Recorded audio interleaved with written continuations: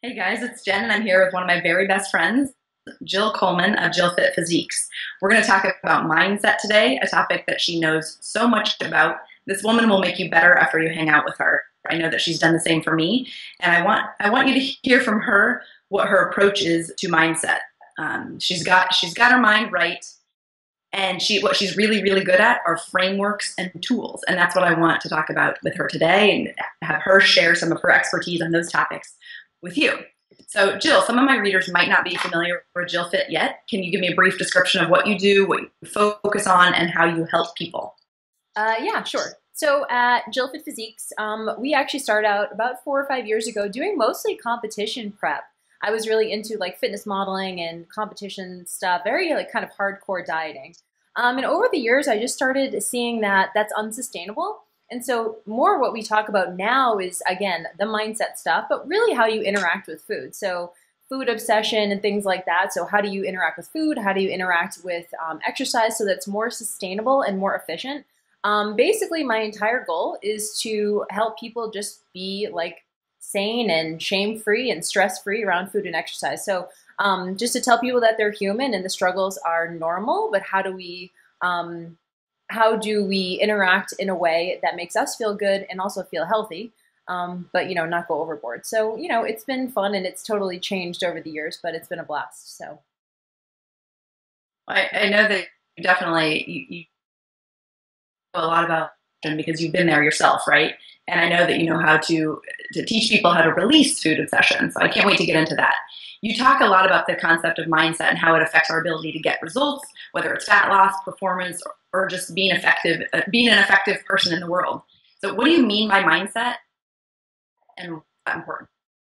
yeah, so mindset's like this big, like, I don't know, I kind of like, so I have like a love-hate relationship with the term. I really like it, but it's so broad and it can mean so many different things. I just talk about it because it's like somewhat easy, but everyone's kind of talking about it in a different way. The way I like to think about mindset is essentially just like, it's kind of what you said in the intro, which is like, how do you become a better person? Like, how do you become someone who's more effective in the world?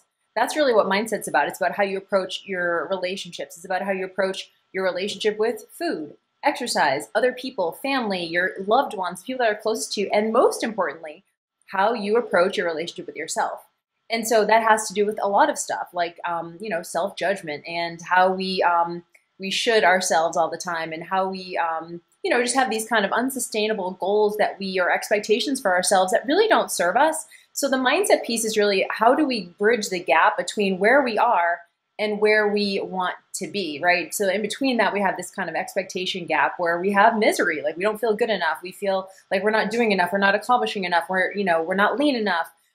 How come we can't do this diet? Like we just get so caught up in those things, and mindset really bridges the gap. And I talk about mindset in terms of whatever mindset can be negative or positive, right? It can be defeatist, it can be empowering. So it's not necessarily one thing. It's what you choose to go in. And you and I talk about this a lot. Basically, waking up in the morning and deciding, like, okay, what's today going to be? Am I going to get shit done today, or am I going to, just be a curmudgeon and like, I don't know, basically say that the world sucks? So that's really what it's about. It's about choosing how you interact with the world. And so you can go to that place where it's positivity, negativity, optimism, pessimism. Like those are kind of some of the dual things that we think about. But really, it's so much more than that. Positivity, yes. But I also think people tend to think that people who are positive are like super just smiley all the time. And they're like, it's just sunshine and roses constantly. And that's not really what positivity is about. Positivity is about finding a bright spot in any situation. So like, I don't know, if I get a flat tire, like that shit sucks. Like I don't like getting a flat tire, but at the same time, I'm like, you know what? Everyone gets flat tires every once in a while. So I just kind of have perspective there versus it like totally ruining my day. Like that's more what positivity is about, or choosing to have the mindset of someone who's just like, you know what, this is normal, this is fine, perspective, I guess, or wisdom, or whatever you want to call it. And you choose that in every second and in every situation that you come in. So that's what it means to me. And of course, there are many different ways of doing it, but for me, it's all about just getting better and choosing a mindset that serves you and not one that doesn't. Yeah, absolutely. And I want to clarify that Jill said we are shoulding all over ourselves, not shitting all over ourselves. Very important distinction. The other thing that I think you struck upon is that it's all about perspective. It isn't about being positive or being sunshine and light all the time. It's about finding the right perspective on any situation. You also touched on how big and broad a topic that mindset is. Yep. And so it can be really overwhelming to somebody who says, okay, I want to make my life better. I want to make my mind better. I want to get my mind right. Yep. Where do I start? Like, how does one begin honing a mindset that serves them?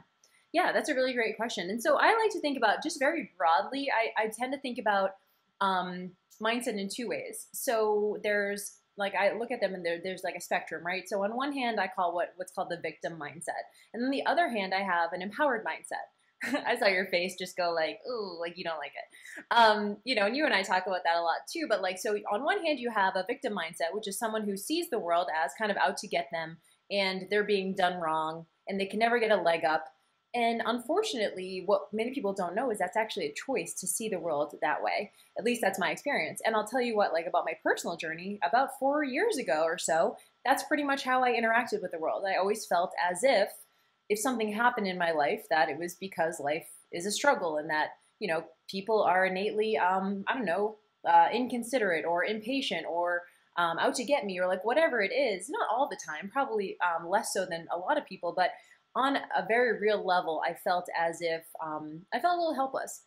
And then on the other kind of side of things, you have an empowered mindset, which is, you know what, if I want to do something, I'm going to do it. Like, it's just, that's kind of how I see the world. And so I slowly started adopting, I didn't like the feeling of helplessness. I guess that was the thing that really started for me. And so for someone who goes, oh, I want to get my mind right, I think it does come down to, number one, the choice to give yourself the benefit of the doubt.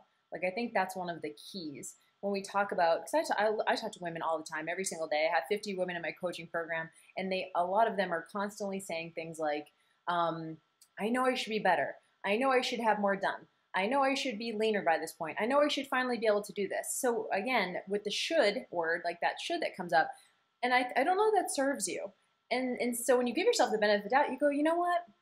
I'm doing the best I can, right? Aren't you kind of doing the best you can? So it's a choice to feel like I'm not good enough, or it's a choice to be like, you know what, I'm doing the best I can. And by doing that, and it's really cool, they've shown in like research on self-compassion that people who give themselves the benefit of the doubt or say, you know what, I'm doing the best I can and this is probably going to have to be okay, when they show kindness to themselves, they actually end up doing more because they don't have the, like, mentally, those like should thoughts and the self-judgment isn't taking up mental space in their brain. So they have the mental availability to actually do the things that they need to do to get better. So I always talk about like shoulding and self-judgment is just a distraction. It actually doesn't help anything, but I think we do think it has utility. We go, oh, if I just make myself feel bad enough, I'll eventually be able to do this. And that's just not what happens. Like the shame, remorse, guilt, all of those kind of negative motivators, they don't actually, there's no utility to them. They don't actually change the outcome. They're just a distraction. They're just a crutch.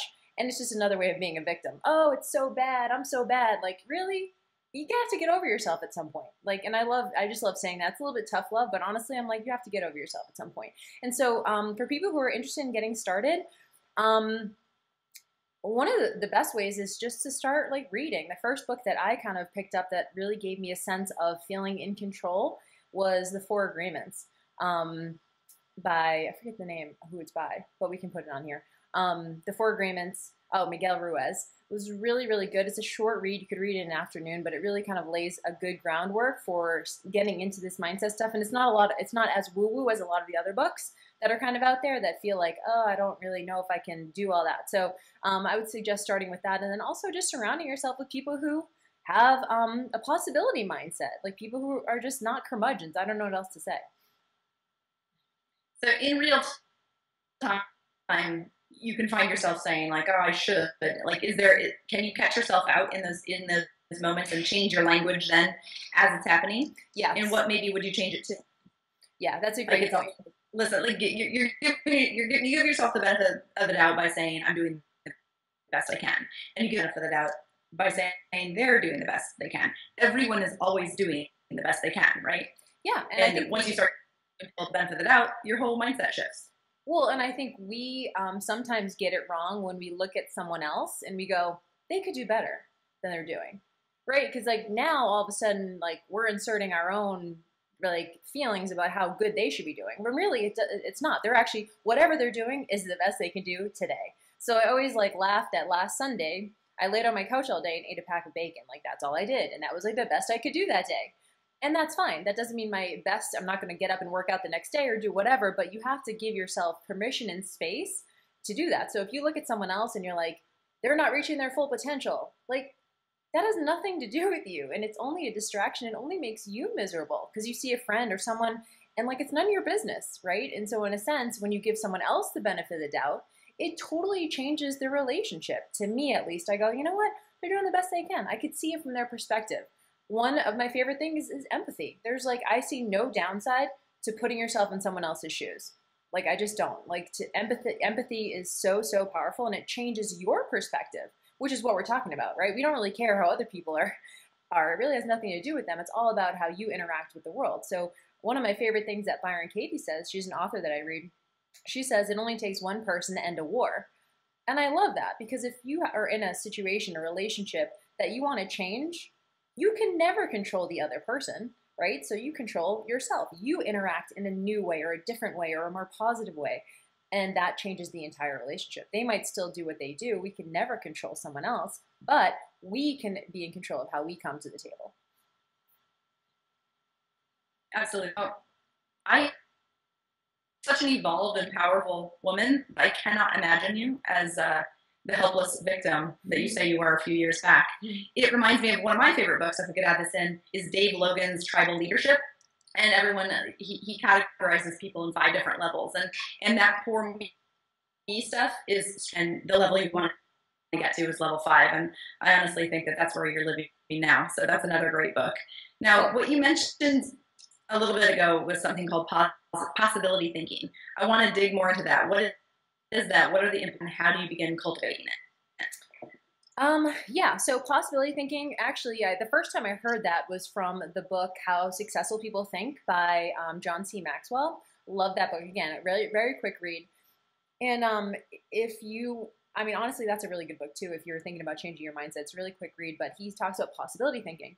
And so I'm sure you know people who always say things like, well, that will never work.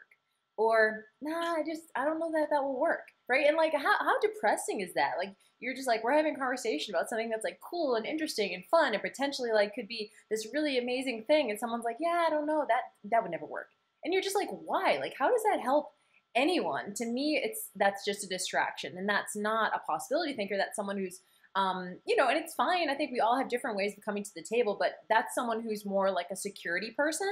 They're more like, well, I want to make sure that I can control this little piece of my world, and the idea of a new way, a new option, a new way, a new whatever is scary, to them. So a possibility thinker just goes, you know what, I'm going to try it. I'm going to figure it out. And on some level, you have to have a little bit of confidence to do that. And Jen, you and I talk about this a lot, like the idea of just like, you know what, I'm doing it. I don't know what's going to happen, but I'm just doing it. Like, I'm just going to try it and I'll figure it out along the way. So you don't need to know all the steps. You just need to know the first step, which is basically going, I'm going to try and figure it out.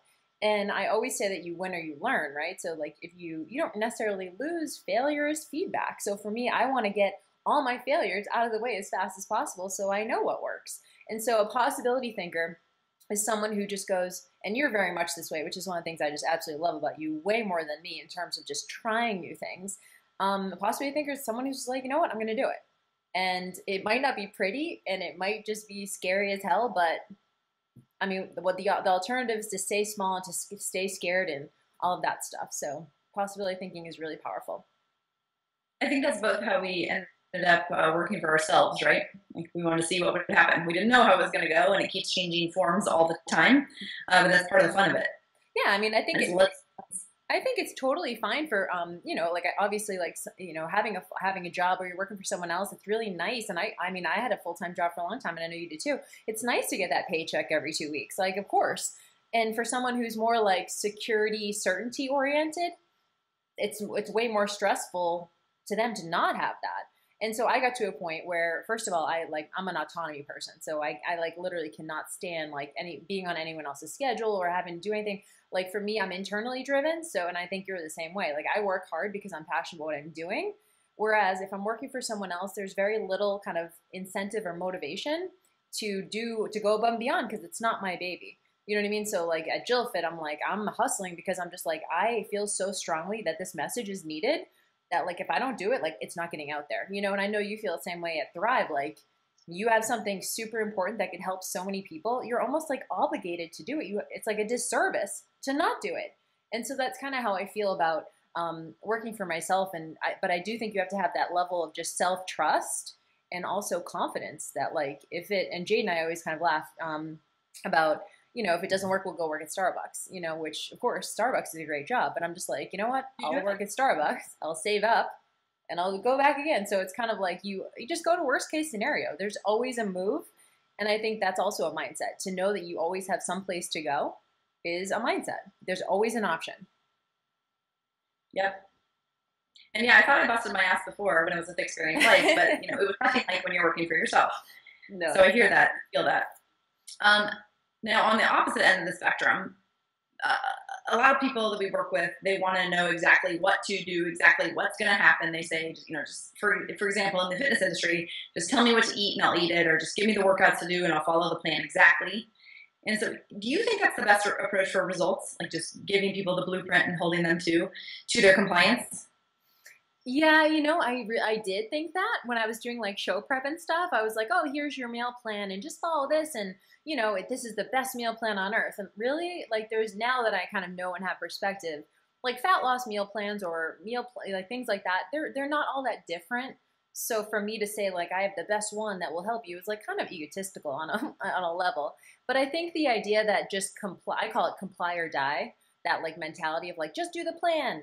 And then if we have a client who can't do it and they say, well, it's not really working for me, I can't stay tight on it. If the only tool we have is to tell them they need to be compliant, like we're bad coaches. Like to me, that's just like really bad coaching. And then you don't have anywhere to go from there.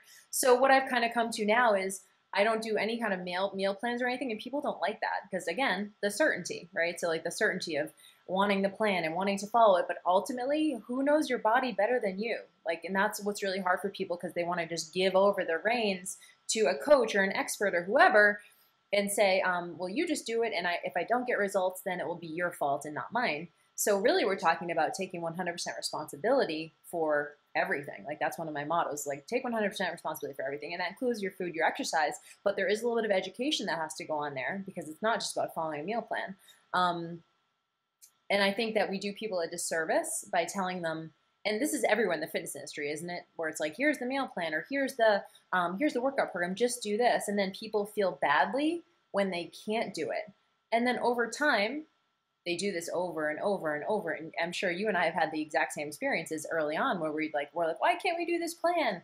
And then we just feel really defeated. And so a lot of our clients are feeling the same way, and they've done this dozens and dozens and dozens of times where they've gotten these fat loss meal plans, 12-week meal plans from all these different coaches and can't do any of them. So in a sense, it's not really their fault because it's not for them. Like they haven't created it from their own kind of inside, like what's going to work for their metabolism, their unique psychology, their personal preferences, all of that stuff. So like ultimately, I don't know that I think we're doing people a disservice by continuing to give these kind of cookie cutter off the shelf meal plans. And it really doesn't. So again, you have to go inside for this stuff. So back to mindset, you have to go inside and ask questions like, will this work for me forever? Or is this, and have like that little bit of perspective in reality. So it always kind of comes back to that. But I think overall women, we get really upset with ourselves and judge ourselves for not being able to follow these plans. And I think that's a trap.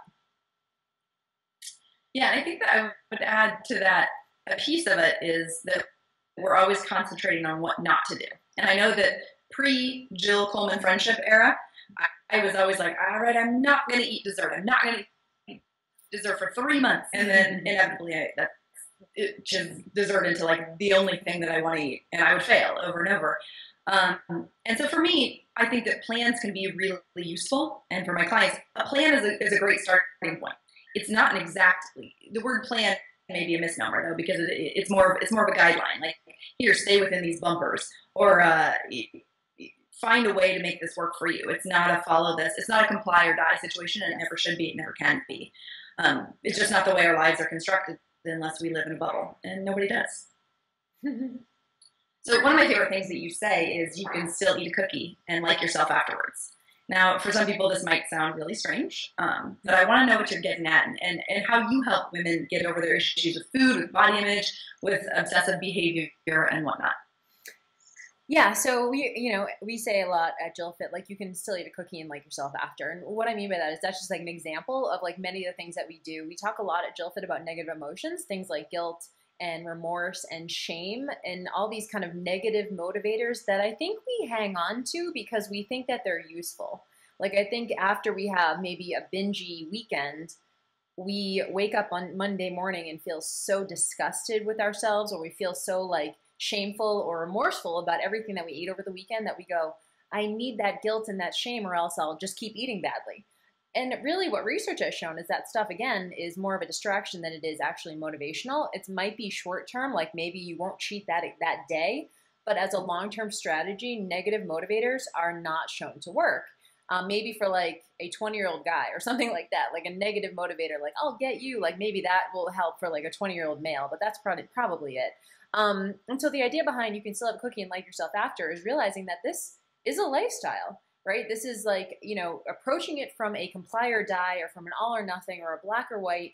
It doesn't serve you long term. And so what I do at Jill Fit is help women, and I just finished up a couple months ago my 4-week food obsession boot camp, which was really fun, something totally new, and it was all psychology, which was a blast, but it was also really hard because everyone has kind of these different ways that they interact with food. And so what it did was it just took people through different tools.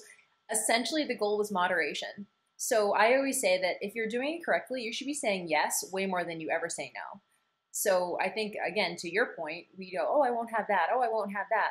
Ultimately, if you're doing this correctly as like a lifestyle, you should be saying yes to everything. You're like, yeah, I'll have a fry, thanks. Yeah, I'll take a sip. Yeah, I'll have a bite of that. Like, to me, you should be saying yes all the time, and you never feel deprived when you do that. It's just that you have mindfulness around those yeses, right? And that takes practice and that takes time. And we talk a lot about mindfulness and how to approach food and how to interact with food also in my 10-week Mindset Makeover, which is launching soon. So, yeah, and that's the thing I was getting at when you visit me, I end up getting leaner afterwards because I see you the way you operate, and it's not no. It's not, no, I'm never going to do that. It's just a little bit. I'll do that a little bit. Your one fry rule is one of my favorite things ever. Jill, for those of you who don't know, practices eating, one French fry or one bite of dessert, and that's it. Like it's a practice like anything else. And I used to think about that kind of thing as like I'm either having it or I'm not having it. And having a little bit was a turning point for me personally. mm-hmm, mm-hmm. Let's talk about victims. I know that it is a pet peeve of both of ours, that victim mindset, that poor me mindset, where people act like curmudgeons who think life is out to get them, and people who don't embrace or know their personal power. Yep. They feel held their circumstances, they blame other people for their struggles. Tell me why this doesn't serve you. Don't even know. So, you just like stalled out for a second. So I think there was like kind of a little. Sorry. I was saying, like, tell me mindset doesn't serve people and how they can even know if they're the ones playing the victim card. Because often people don't even know that. They just think that they've been dealt a hard hand and that's the way it is. They don't realize that it's all perspective. So tell me how that doesn't serve them and how they can start clawing their way out of that. Yeah, that's a great question because to your point, like, first of all, let's get this straight. Playing the victim can feel good, right? It can feel good to be the one kind of done wrong or with the short end of the stick, because it feels nice to get like pity from other people and like go around and being like, hey, isn't it bad? Isn't this all bad? And like you have people like kind of just affirming to you that, yeah, that is bad, right? And so you could go find, and to be clear, for people who, I don't know, have challenges around like something that happens to them that's not favorable, like everyone would agree that it sucks, right? So like you can go to your friends or your family and tell them everything that is going on and they'll agree with you. They'd be like, yeah, that sucks. But ultimately that's not a solution, right? So at Jill Fit, we say you're either complaining or taking action. They're mutually exclusive. You can't do one if you're doing the other. So you get to choose in every moment. Am I complaining or am I taking action? It doesn't mean that you can't complain for a second. Like, yeah, this sucks. I hate getting a flat tire. But ultimately, like your emotion about it, how pissed off you are, is not a solution to the problem. But I think that we think it is, right? So we just talk about it enough and like talk about how shitty it is. Like eventually, I don't know, something will change.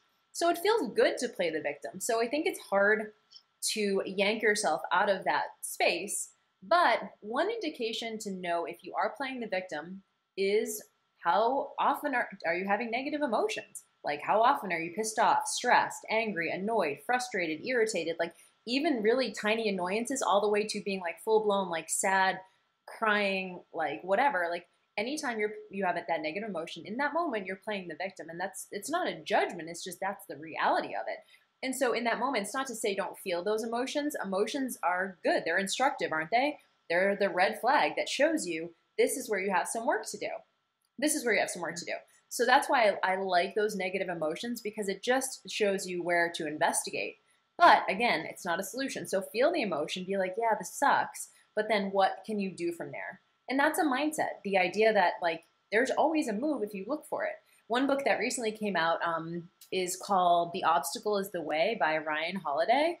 And if you guys haven't read it, it's so awesome. It's basically like a modern day guide to Stoicism, the Stoic philosophy. But it really resonated with me because he basically says like we all have things that are going to come up, right? Like so we all have these like painful, uncomfortable, any kind of situation is going to come up. It's how you approach it that is the biggest difference. So the idea that everything's going to be smooth sailing is just absurd, is short-sighted.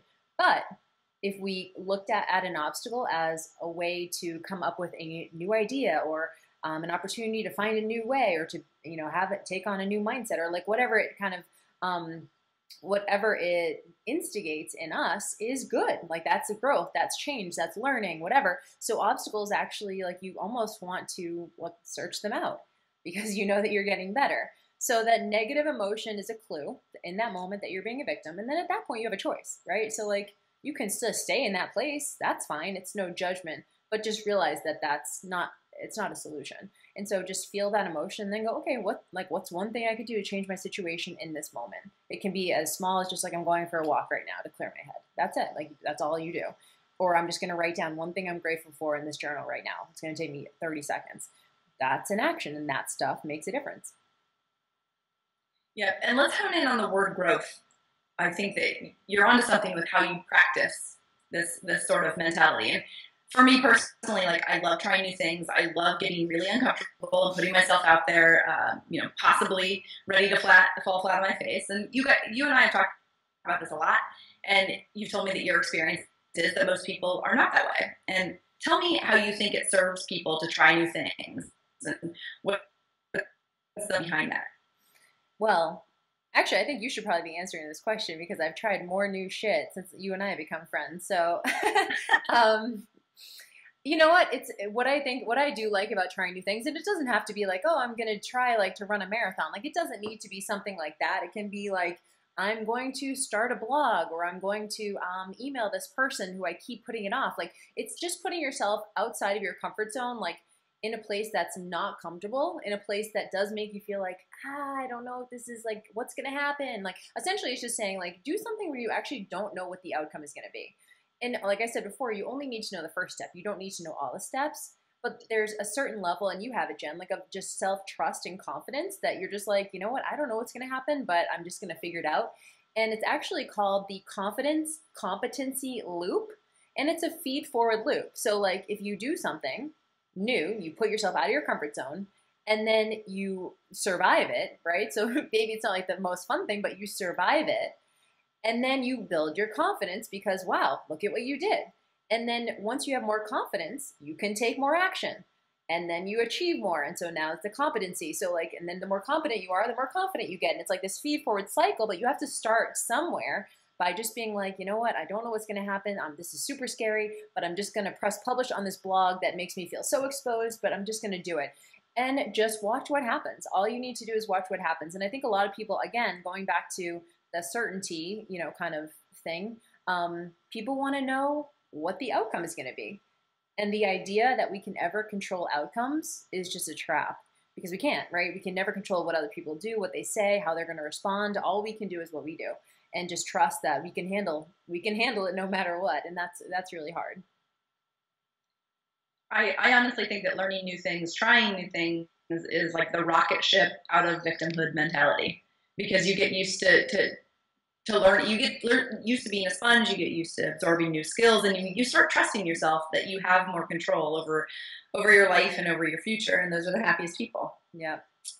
I know that you have a spiritual coach that you talk about a lot. Tell me how he's helped you, and what's your maybe number one takeaway, your tool that you can share with the Thrive audience. Yeah. So like I said, about 4 years ago, I was going through like kind of a really hard like time in my personal life, and he was a friend of a friend, and she said, you know what, you should just reach out to this guy. He, you know, him and I are really tight. Like I think he could maybe be someone good for you. And I was at a point where I was playing the victim, but it didn't feel good to me anymore. Like I was doing that because that's the only way I knew, but I was also like, nothing's getting better. Like this was like 3 or 4 months into what I was dealing with, and I was like, nothing's changing. I'm like, I'm just exhausted. And so I was a little bit wary because I was like, you know, no one can help me, whatever. So I went to him and we ended up talking, and yeah, he introduced me to a lot of really new concepts that I hadn't like really heard before or explored. He introduced me to Byron Katie, which is an author that I really love. She wrote the book called, and I know that you guys interviewed her at Experience Life, right? She has this thing called The Work, and the book is called Loving What Is. And for me, that was like just a breath of fresh air. It was completely different and totally radical way of thinking about things than I was used to. So I read that, and then also he gave me some tools. First of all, and it's kind of like this stepwise process. So the first is awareness, right? The first is awareness that I'm being a victim in the moment. I'm actually like that this is happening and I have a negative emotion around it. I'm sulking around, I'm sad, I'm frustrated, whatever. And a lot of times we can't control that stuff. But the better you get at this, the more you can kind of start to control that. But so awareness, like that this is going on. At that point, you have a choice. You don't have to do anything if you don't want to. You can stay and be miserable. That's totally fine. Or you can change and do something different. And the second part of it is realize that it's coming from you. So ownership, realizing that a negative emotion is coming from you. No one made you feel upset or sad or whatever. They might be the catalyst, right? So for example, one thing he always says is that the people closest in your life are your greatest teachers. So like, you know, your husband, your wife, your partner, your closest friends, your parents, your kids, whatever, they're kind of there to push your buttons. Not because they're mean, but because like they're the ones that are the closest to you. So you want their approval the most. You want their affirmation the most, whatever. So anyway, you know, realize that negative emotion is coming from you. That is a choice. And then the third thing is to choose a tool to turn it around. And some of the tools include things like benefit of the doubt, which we already talked about. Total game changer in terms of how you see the situation. And the second thing is gratitude. Finding something in the moment that you can be grateful for is so powerful. And it's so hard at times because you want to be like petulant and you want to be like, this is all bad. And like, you want to play the victim. So it is hard to be like, yeah, I'm grateful for this thing over here. But if you can, it's a total game changer. Even if the lesson is, I'm just grateful that I've experienced this and I know what it feels like to experience this. Like that could just be it. So you can do like a gratitude journal or whatever. What I did was I started by just keeping a journal next to my bed. And every night before I went to bed, I just wrote one thing I was grateful for that day. And sometimes it was easy and other times it was like really freaking hard. But over time, it's a practice. And like I woke up like 3 months later and it was like a completely different person. And so those are two tools. And then another one that I like is worst case scenario. I always go to worst case scenario. So like you were talking about trying new things, like go to worst case. Like you fall and make a complete ass of yourself, or like you know, embarrass yourself, or like people say stuff, or like whatever, like anything that you in your mind is going to happen, actually go there in your mind. Like allow yourself to go there in your mind and then go, if that happened, what would I do? Could I handle it? And I think that's so liberating to go to that space. I think a lot of times we don't go there because we're so scared of that. But when you go there mentally, like you just go, you see that it's not that scary and you're almost like preparing for if that did happen, what your move would be. Again, what's your move? What's your option? What can you do in that space? And it just increases your power and it gives you, you know, for me, it's a motivational tool. I go to worst case scenario and I'm like, that's not that bad. I'm definitely doing it. You know, so for me, it's definitely a tool to take more action, not less. So you have your 10-week Mindset Makeover programming launching so soon, which I participated in this. And personally, like, I know you guys are going to love this. Jill inceptions you with all the kind of tools and frameworks that she's dropped mention of in this interview, such as benefit of the doubt, worst case scenario, all those types of things. And I know that you will be better afterwards. So Jill, can you tell us more about this program and who can benefit? And then maybe also tell us like what people can expect to gain at the end of those 10 weeks and how they'll be transformed. Yeah, absolutely. So the 10-week Mindset Makeover is basically an educational program. last 10 weeks, and you get an email from me every single day for 10 weeks. And I take you through this journey from like awareness to choice, responsibility, action, pretty much all the stuff that we talked about here, but even more stuff. So things around perfectionism, things about how to interact with other people, how to kind of like maintain your level-headedness in really sticky situations, how to tease out some of the relationship stuff with the people that are closest to you, how to start taking ownership for those relationships, how to interact in a way that serves you and the relationship, so that if you have someone who's kind of like toxic in your life, it's not really about them being toxic, it's about how you come to the table. So we talk about relationships a ton, but also your relationship with food, your relationship to dieting and like yo-yo dieting and how you interact in that way. A lot of the good enough stuff, like feeling not good enough, not smart enough, not successful enough, not thin enough. Like, so there is a lot of body image type, body esteem stuff in the program too. So it's not just all mindset, but it's mindset in terms of food and exercise too. And I give you homework and stuff like that throughout. So I usually ask people to dedicate about 5 minutes a day to the program. So it's for 70 emails in a row. And then at the end, I always ask for feedback. And what we've gotten so far is that a lot of people say, you know what, I've realized that I have been playing the victim a lot in my life, and that I want to take, now I have some tools that I can use, and I catch myself faster when I'm going down that rabbit hole. The nature of this program is that the person who will do this program is someone who sees that they have some work to do. Chances are if someone doesn't feel like they have any work to do, they won't even look at a program like this. So ask yourself, like, could I get better? When I say mindset, I'm talking about just being better in the world, being more perceptive, having more perspective, having more wisdom, and just bringing all of that to the table and combining that into 5 different modules throughout the 10 weeks. So I'm super excited. We've had over 500 ladies go through the program over the last 3 years. It's been really well received. Never, never, never got a bad review. So I'm super excited to take it out of retirement and open it up for a few days. Yeah, I love the questions that you ask, that the participants ask of themselves. It's one of those things that, like you said, it's not a meal plan. It's not a step-by-step, here's what you are going to do. It's a lot of introspection, and it's a lot of improvement that you don't even realize is happening. Like, you look back at the end and you're like, I am better now. Which is so empowering, because then it's you that did it. It's you that did the work, and it's you that got yourself there. And it's also, it's not a short-term plan. These are tools that you will use forever. So I'm really excited for you guys to see this. Thank you, Jill, for joining me on this call today. And we will talk to you guys soon. Let us know if you have questions. Thanks. Loving you. Bye. Bye.